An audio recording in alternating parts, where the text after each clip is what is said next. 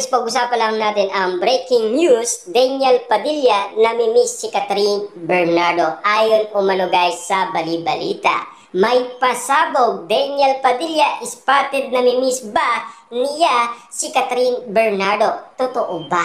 Yan kasi guys ang exclusive na bali-balita ngayon na kumakalat sa lahat ng social media platform na pinag-uusapan dahil spotted nga naman kasi guys, nalungkot si Daniel Padilla.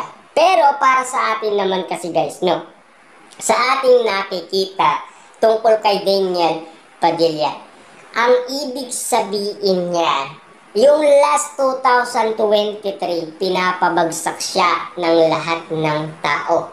Lahat ng tao ay umaayaw umano guys kay Daniel Padilla. Ibig sabihin niyan, masaya lang si Daniel Padilla dahil muli siyang nakabangon kahit hindi kasama si Catherine Bernardo kasi solo siyang nagtatrabaho umano dahil iwalay ang kontrata ni Daniel Padilla kay Catherine Bernardo. Alam niyo naman guys, may pinag-usapan, diba? At lalong-lalo na guys, pinabago umano ni Catherine Bernardo ang kanyang kontrata na ayaw niya umano guys makasama si Daniel Padilla. At lalong-lalo na guys, gumagawa ng paraan ang tatlong direktor para magkasama silang muli.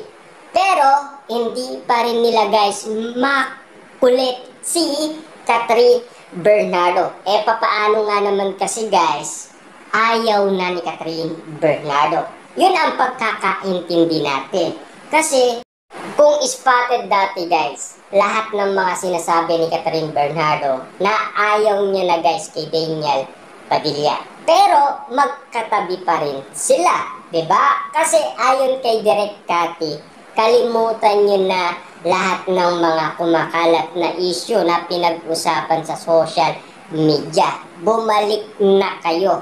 Kailangan namin kayo. Yun kasi guys ang sinasabi ni Direk Cathy noon. Siyempre guys, may sariling desisyon si Catherine Bernardo at meron ding sariling desisyon si Daniel Padilla. Pero, ika nga guys ng ibang tao, palabas lang daw yan. Ibig sabihin, wala daw katotohanan yun. Yun kasi guys ang bali-balita noon.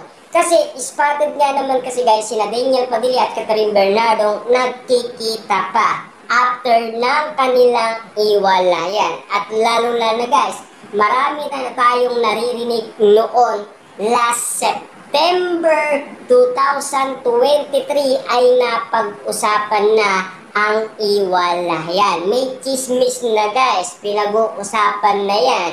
Yung patungkol umano sa lahat ng ginawa ni Daniel Padilla at lalong-lalo na guys sa lahat ng mga sinusuot ni Catherine Bernardo. Kaya nga naman guys, nagugulat na lang tayo kung bakit nga naman kasi guys may chika patungkol umano sa iwalayan kanya. Pero nagsasama naman sina Daniel Padilla at Catherine Bernardo. Yun kasi guys ang kinakagulat ng iba. Kaya nga naman guys ang mga Dilulo fans, inaayaan na lang ang mga nagsasalita patungkol umano sa iwalayan. Kasi alam naman natin guys, no, parang sinisiraan lang daw sina Catherine Bernardo at Daniel Padilla para lang magkaiwalay. At lalo-lalo na guys, sinasali pa sa gulo si Andrea Brillantes. Yan kasi guys ang malinaw na balita na pinag-uusapan noon. Kaya nga naman guys, si Andrea Brillantes ay wala daw siyang kaalam-alam sa mga sinasabi ng karamihan. Kaya nga naman noon guys, laging umiiyak si Andrea Brillantes. Pero gumagawa ng issue guys or nag-iingay ang mga netizens. Siyempre guys, paiba-iba na ang mga reaction ng mga netizens. Lalong-lalo na guys ang mga sawsawerang kapitbahay. Siyempre guys, nag-iiba na ang mga kwento Siyempre, tayo guys ay kinakalkal natin ang balik-balita. Kung ano nga ba talaga ang tunay na rason bakit kumalat ito sa lahat ng social media platform.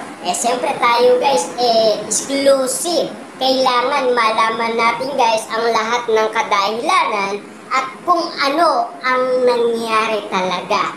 Na iwalay ba talaga ang Katniel sa isa't isa or pinag-iwalay muna dahil gustong malaman kung talagang malakas talaga sila sa mga tao. Ibig sabihin, napatunayan ng ABS-CBN na kayang-kaya pala kung hindi sila magkasama. Ibig sabihin, kahit sinong ipartner kay Daniel Padilla ay magiging patok din pala. At kahit na guys si Catherine Bernardo ay napatunayan na yan kasi may proof na. Pero ngayon guys, may proof na si Daniel Padilla, diba? Kasi pinag-uusapan noon na wala pang napatunayan si Daniel Padilla. Yan kasi guys ang mga pinag-uusapan noon.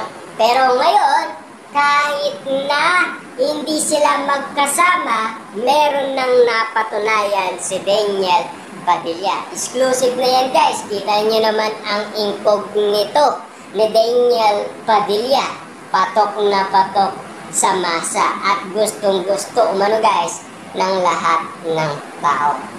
Kasi hindi nawawala sa top ang incognito.